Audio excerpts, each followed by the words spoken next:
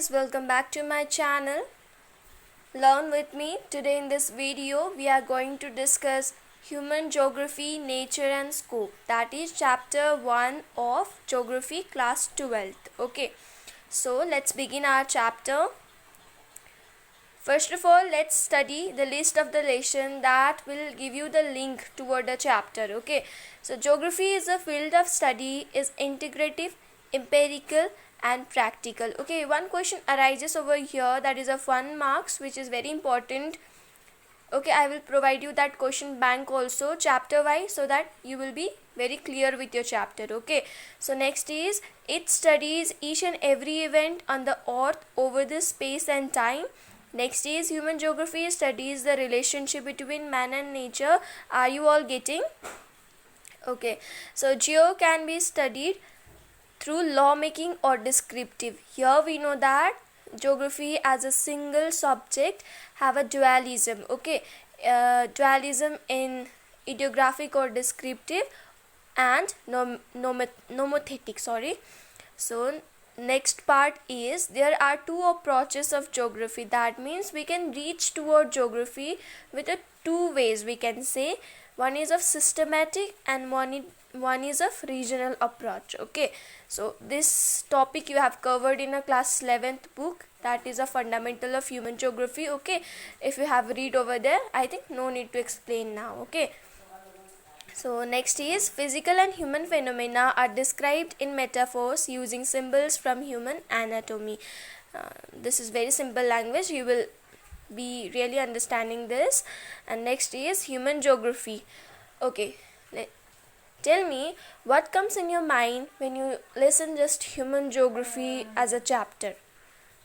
Let me know. Okay, basically I used to feel like while talking about human geography, like human and physical environment of their surrounding. Okay, so likewise you have to create a link likewise. Okay, the nature and the human relationship is termed as human geography. Okay, so let's move on to the next topic, that is nature of human geography. Let's see what are the characters and what are the characters of human geography. Okay, so A, human geography studies the interrelationship between the physical environment and socio-cultural environment created by human. This we have discussed. And number 2 is, elements of physical are land, water, soil, climate, vegetation, fauna. We know that physically the elements are land, water, soil, climate. Okay, so elements of cultural are transport and communication settlements which are created by human beings. So next is, there are really 3 broad concepts and we consider that is very important from this chapter. Basically if you cover that, you will be a 50% of the chapter. Okay, that means question will be arising from that portion mainly. Okay, so that are naturalization of human, humanization of nature and neo-determinism are there. You have to study one by one. Don't mug up the chapter, just take a concept and you will be able to write every corner of answers. Okay, let's study naturalization of humans. Okay, here the term naturalization has been stated in terms of humans. Okay, that means humans are naturalized. Okay, what this term does means, okay, we will see over here. Number 1 is, man interact with nature with the help of technology. Man used to interact with the nature with the help of technology. It is not important that what he creates, but with what tools he used to create. Okay, and number 3 is that technology indicates the level of cultural development of society. And number D is that understanding the nature helps us to create technology, that by understanding of frictions and heat help to discover fire, as we know that. And number 2 is, understanding DNA help to eradicate diseases. Likewise, laws of thermodynamics helps to develop fast planes. Okay, likewise we have to draw our concept. And number 4 is, knowledge about nature is extremely important to develop technology, and technology loosens the shackles of the human beings. Okay, number 5 is that the interaction between primitive society and nature is called environmental determinism. That means where the environments are more dominant toward the human, and they used to worship the nature. Why? Because at that time technological development was not that much. We can say there is a no technological development, and people were ignorant. Why ignorant? Because they were illiterate. But with the passes of time and evolution of human and technology as well, we come across the humanization of nature. Okay, that means the nature are humanized according to human. What they want to create, they created it. Okay, so let's see one by one point.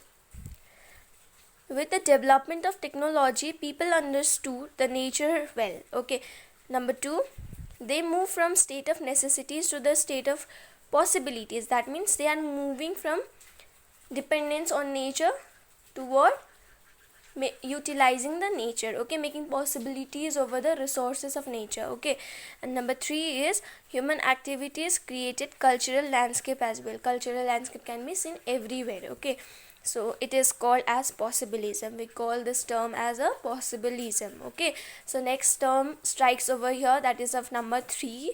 We discussed earlier, that is non-determinism or stop or go determinism. Okay, this term was been introduced by Griffith Taylor. Don't forget this, it will be definitely coming in a 1 marks, I think. So let's clear the concept here. Basically, this term basically wanted to speak that neither human is more important nor nature is more important, because they both are interrelated with each other and dependence with each other. Okay, so human have to create the resources, create the scope toward the resources in a limited manner. Likewise, nature also have to obey that. Okay, so there is no elements powerful, we can say. So let's study the points. It is a middle path between environmental determinism and possibilism. Okay, so next is the concept shows that neither there is a situation of absolute necessities nor there is a condition of absolute freedom. Okay, sustainable development is the main aim. Sustainable development, we come across this word many times, so I don't think so I have to explain this. And number 5 is the neo-determinism maintains balance between development and nature. Okay, so next topic is human geography through the corridor of time. That means human geography from the ancient times till now. We have to see that also. Okay, so let's study the points. Schools of human geographies are there. That means approaches to human geography. Okay, there are 3 basic schools we have to study.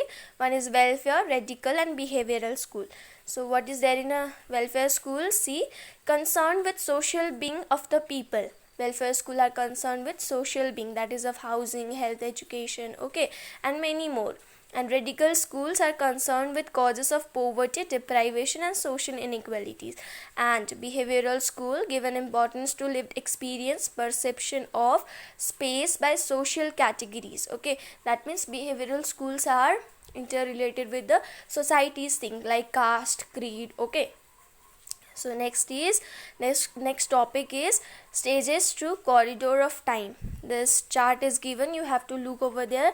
Here it has been mentioned that how evolution takes place with the technology. Okay, how human geography has been changed. Okay, like in a colonial period, that is of early colonial exploration and descriptions where there people used to explore, okay, through navigational skills and all. And in the later colonial, okay, regional analysis were been done. Likewise, this all features are given, and here fields of human geography is also given. There are subfields also, so you have to read this once thoroughly and get a concept from here. Okay, no need to mug up. So guys, this much for today. If you like my content, don't forget to subscribe and like the channel, and don't forget to press the bell icon over there